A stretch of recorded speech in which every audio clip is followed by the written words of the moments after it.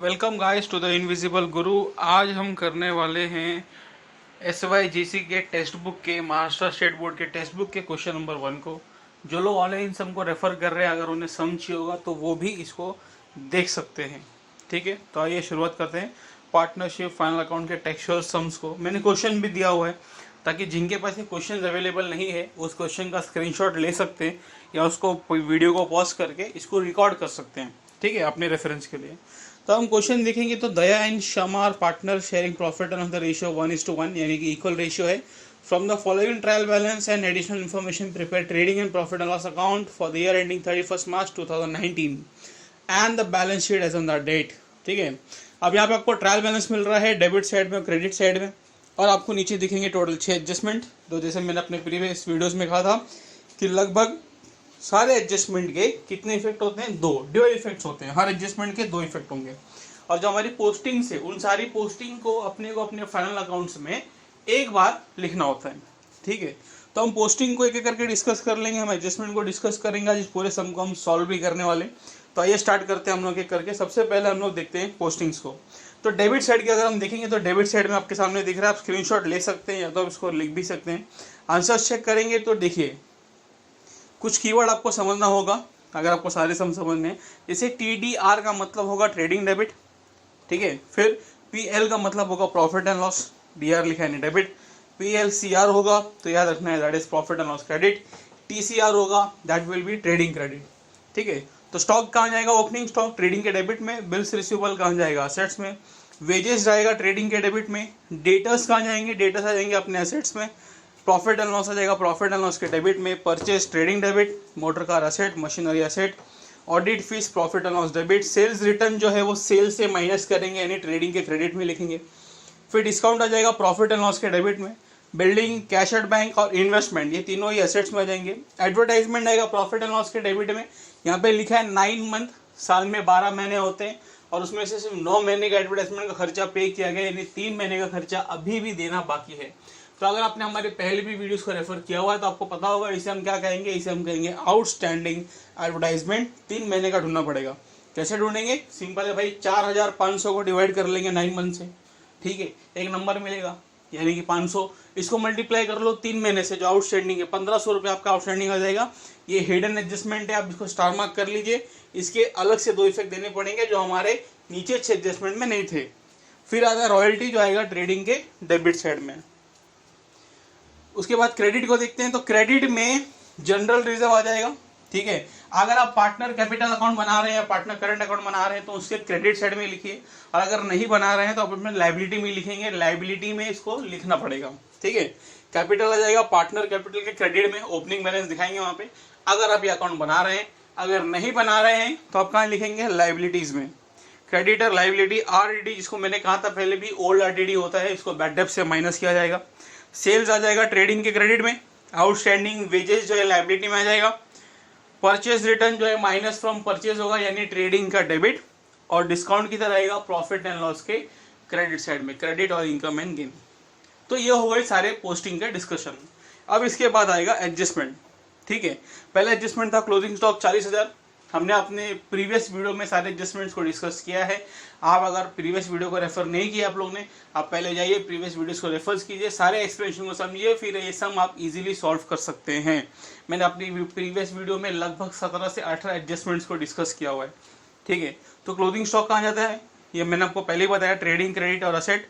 दूसरा था depreciation. Depreciation का 2 इफेक्ट क्या होगा, एक तो असेट से माइनस और दूसरा प्रॉफिट एंड लॉस का डेबिट। तीसरा है bills receivable including dishonoured where of 3000, तो ये डेटर्स में ऐड होगा। ठीक है, यहाँ पे थोड़ा सा प्रिंटिंग एरर है, आप प्लीज एडजस्ट कीजिए। एक तो डेटर्स में ऐड होगा और दूसरी तरफ ये बैड डेब्ट्स नहीं, ये बिल्स रिसीवेबल से माइनस होगा। ठीक है, that's a printing error, bills receivable से माइनस हो जाएगा। उसके बाद goods worth ₹1000 was taken over by Daya for personal use was not entered in the books.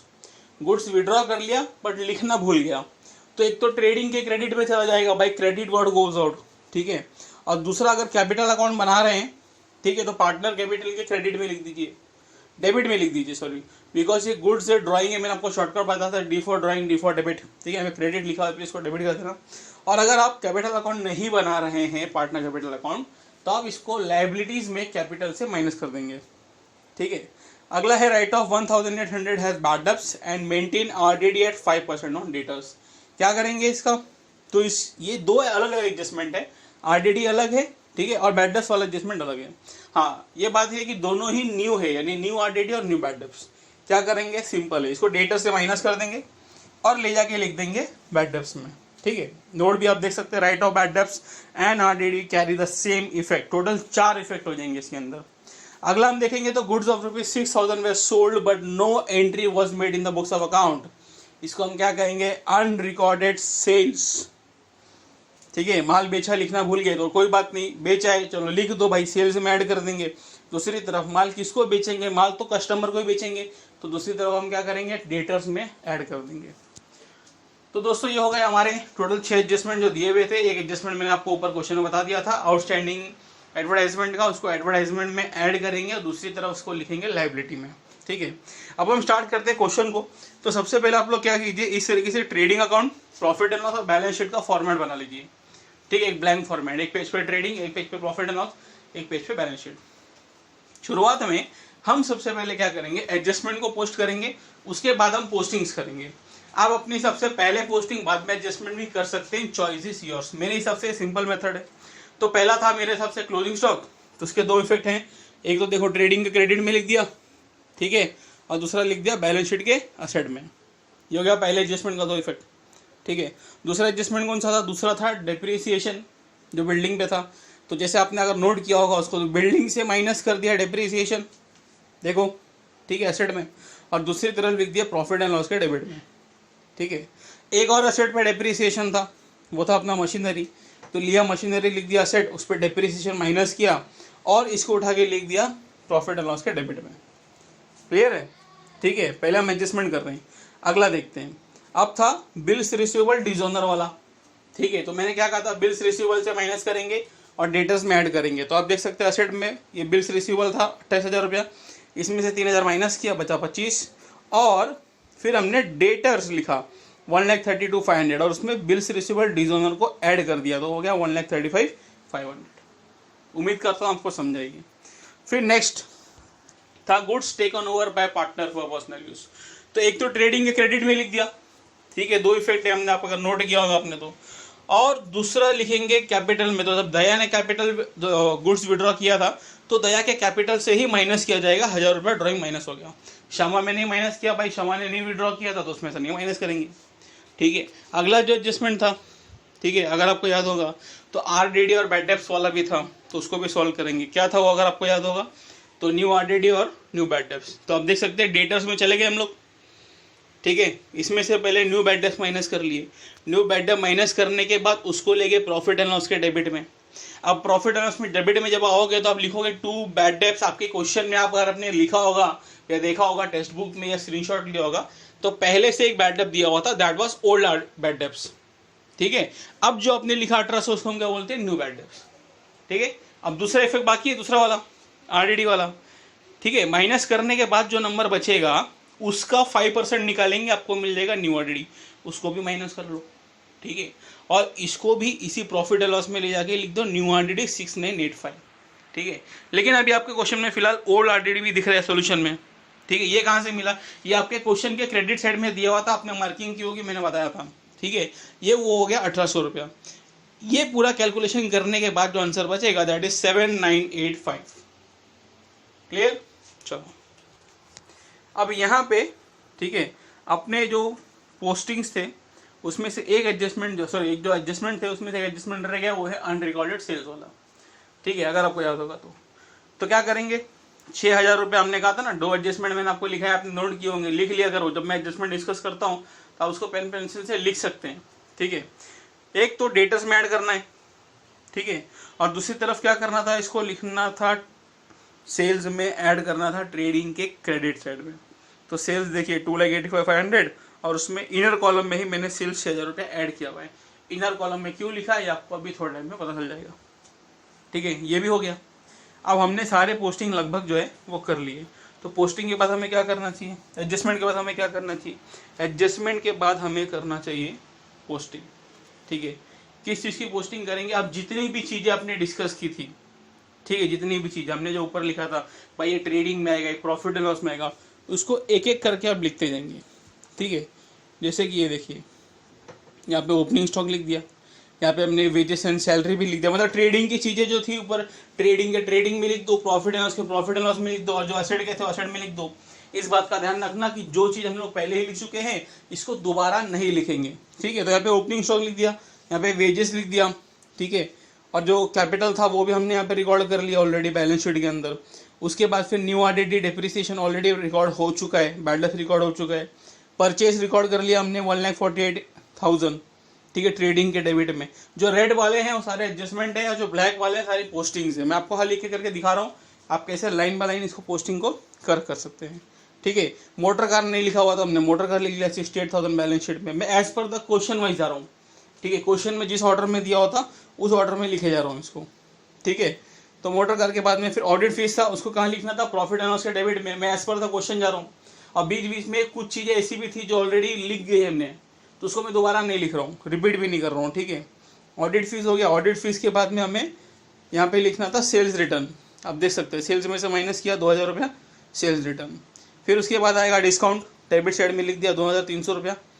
फिर उसके बाद आ जाएगा ये एसेट वाला, तो हमारा ऑलरेडी लिख चुके हैं हम लोग, कैपिटल लिख चुके हैं। ठीक है, कैश एट बैंक लिखना था 12,000 रुपये एसेट में, देखो सबसे नीचे लिखा है मोटर कार के नीचे 12,000 रुपये कैश एट बैंक। उसके बाद इन्वेस्टमेंट था 10% 20,000 रुपये का। अब हर इन्वेस्टमेंट पे हम क्या जनरेट करते हैं, रिटर्न जनरेट करते हैं हर इन्वेस्टमेंट पे, बराबर। तो अब इस इन्वेस्टमेंट पे 20,000 रुपये का इन्वेस्टमेंट है, 10% इंटरेस्ट मिलेगा। 20,000 का 10% कितना हुआ, 2,000 रुपया। ठीक है, 2,000 रुपये आपके लिए इनकम हो गई। तो 20,000 में 2,000 ऐड कर लेंगे, ये हिडन एडजस्टमेंट है। ठीक है, इसको आउटस्टैंडिंग इनकम बोलते हैं। 2,000 रुपये ऐड कर लिया, ये हो गया 22,000 रुपया। और 2,000 ले जाके हम कहाँ लिखेंगे, प्रॉफिट एंड लॉस के क्रेडिट में। थोड़ी प्रिंटिंग मिस्टेक इसमें वापस हो गई। ठीक है, उस बात का ध्यान रखें। यहाँ पे मैंने इसको आउटस्टैंडिंग इंटरेस्ट को डेबिट में लिख दिया, बट इन फ्यूचर स्लाइड में क्रेडिट में जाने वाला है, तो आप भी इसको क्रेडिट में ही लिखना। ठीक है, वीडियो को पॉज करते रहिए, धीरे धीरे लिखिए, कोई घाई नहीं है। ठीक है, आगे बढ़ते हैं। अब यहाँ पे एडवर्टाइजमेंट था, अगर आपको याद आएगा 9 मंथ वाला, तो जो कैलकुलेशन मैंने आपको सम के स्टार्टिंग में दिया था वही पूरा यहाँ पे रिकॉर्ड कर लिया गया है। ठीक है, देखिए 1,500 रुपया। अब ये जो 1,500 रुपये आउटस्टैंडिंग है, हिडन एडजस्टमेंट, इसके दूसरे इफेक्ट दिखाने पड़ेंगे। इसकी दूसरी इफेक्ट को हम कहाँ लिखेंगे, लाइबिलिटी में। आप देख सकते हैं रेड कलर में लिखा हुआ है टू आउटस्टैंडिंग एडवर्टाइजमेंट 1,500। ठीक है, आगे बढ़ते फिर हम रिकॉर्ड करेंगे रॉयल्टीज ट्रेडिंग के डेबिट में। रॉयल्टी के बाद हम जनरल रिजर्व को रिकॉर्ड करेंगे। जनरल रिजर्व कैपिटल रिकॉर्ड हो चुका है, जनरल रिजर्व को रिकॉर्ड कर लिया हमने। ठीक है, उसके बाद क्रेडिटर्स को रिकॉर्ड कर लिया 98,000। आउटस्टैंडिंग वेजेस दिए थे क्रेडिट साइड में 700 रुपया, उसको रिकॉर्ड कर लिया। ठीक है, उसके बाद परचेस में से परचेस रिटर्न माइनस करना था, तो 4,000 रुपया उसको माइनस कर लिया। 1,48,000 माइनस 4,000 बचेगा, 1,44,000 परचेस से परचेस रिटर्न माइनस हो गया। ठीक है, उसके बाद फिर देखिए डिस्काउंट, जैसे मैंने आपको बताया था वो हमने रिकॉर्ड कर लिए 1,800 रुपया क्रेडिट साइड में। अब हमको क्या करना है, अब हमारे सारे पोस्टिंग जो है लगभग हो चुके हैं। अब हमें अकाउंट्स को क्लोज करना है। क्या करेंगे, सबसे पहला देखिए हमेशा ट्रेडिंग अकाउंट को क्लोज करो, फिर प्रॉफिट एंड लॉस को, और उसके बाद फिर बैलेंस शीट को। ठीक है, तो पहले हमने ट्रेडिंग अकाउंट को कैसे क्लोज करना है कि हमें डेबिट का भी टोटल लेना है, क्रेडिट का भी टोटल लेना है। ठीक है, डेबिट क्रेडिट दोनों तरफ की टोटल लेनी है। अब क्रेडिट की टोटल ज़्यादा आ रही है, कितनी आ रही है, 3,30,500, और डेबिट की टोटल कम है। ठीक है, आप कर लो टोटल। तो क्रेडिट के टोटल में से डेबिट वाला जो टोटल है, ये जो 65,000 है, 1,44,9,000 इसको माइनस कर लो। जो बचेगा 1,09,500 वही आपका ग्रॉस प्रॉफिट होगा। ठीक है, अब ये जो ट्रेडिंग में डेबिट साइड में आ गया तो ग्रॉस प्रॉफिट, क्रेडिट साइड में आता तो ग्रॉस लॉस। अब इस ग्रॉस प्रॉफिट जो डेबिट में है इसको प्रॉफिट एंड लॉस के क्रेडिट में ले जाके लिख देंगे, और जिस तरीके से ट्रेडिंग को क्लोज किया उस तरीके से प्रॉफिट एंड लॉस अकाउंट को भी क्लोज करेंगे। प्रोसीजर क्या है, प्रोसीजर सिंपल है, इसके भी डेबिट का टोटल ले लो, इसके भी क्रेडिट का टोटल ले लो। ठीक है, अब इस सब में क्रेडिट का टोटल ज्यादा आएगा, तो आप क्रेडिट में से डेबिट वाला यानी बड़े वाले नंबर में से छोटे वाले नंबर को माइनस कर लो। ये देखो 1,13,300 रुपया क्रेडिट का टोटल आ रहा है। जो माइनस करके आंसर मिलेगा वो है 88,621। इसको हम कहते हैं नेट प्रॉफिट। और ये उल्टा होता है, डेबिट ज्यादा है क्रेडिट कम है, तो जो आंसर आता है उसको हम क्या बोलते हैं, नेट लॉस। ठीक है, अब हुआ क्या, ये जो 88,621 है हमारी कंपनी का नेट प्रॉफिट है। लेकिन हमारी कंपनी में पार्टनरशिप वाला अकाउंट पढ़ रहे हैं हम, हमारी कंपनी में कितने पार्टनर है? 2। तो ये जो भी होगा दोनों पार्टनर में आपस में बढ़ जाएगा। ठीक है, रेशियो क्या था? Half of. ठीक है, अगर आप इसकी हाफ करेंगे तो आपका आंसर आएगा 44,310.5। तो हमने राउंड ऑफ कर लिया, एक का जो है 50 पैसे बढ़ा दिया और एक का 50 पैसे कम कर दिया। अब कोई पूछेगा सर दया को 310 रुपया दे सकते हैं और नीचे वाले को 311 कर सकते हैं, कोई बात नहीं है, आंसर घूम फिर के वही आएगा। ठीक है, तो 88,000 को दोनों पार्टनर में बांट दिया। अब इसको बांट के क्या करेंगे? अगर आपने पार्टनर कैपिटल अकाउंट बनाया है तो इसको ले जाके पार्टनर कैपिटल के क्रेडिट में लिख देंगे, और अगर नहीं बनाया है तो इसे ले जाएंगे बैलेंस शीट के लायबिलिटी में, और लायबिलिटी में दया का प्रॉफिट ऐड कर देंगे और श्यामा में श्यामा का प्रॉफिट ऐड कर देंगे और उन दोनों का टोटल ले लेंगे। तो दया में देखिए ड्राइंग भी था 1000 रुपये का, माइनस किया, टोटल बना 2,03,311 और श्यामा का बना 1,64,310। ठीक है, अब ये करने के बाद फाइनल टेस्टिंग करनी होगी। आपको ये देखना होगा कि आपका जो सोल्यूशन है जो आपने रेडी किया है वो सही है या वो गलत है। ठीक है, कैसे करेंगे? तो यहाँ पे आपके सामने दो साइड है, लायबिलिटी और असेट। आप दोनों का टोटल ले लो। ठीक है, लायबिलिटी का भी ले लो और असेट का भी ले लो। अगर तो दोनों टोटल मैच कर गए तो आपका सम परफेक्ट है, और मैच नहीं हुए तो जितने का डिफरेंस आ रहा है उतने की गड़बड़ आपने कर दी है।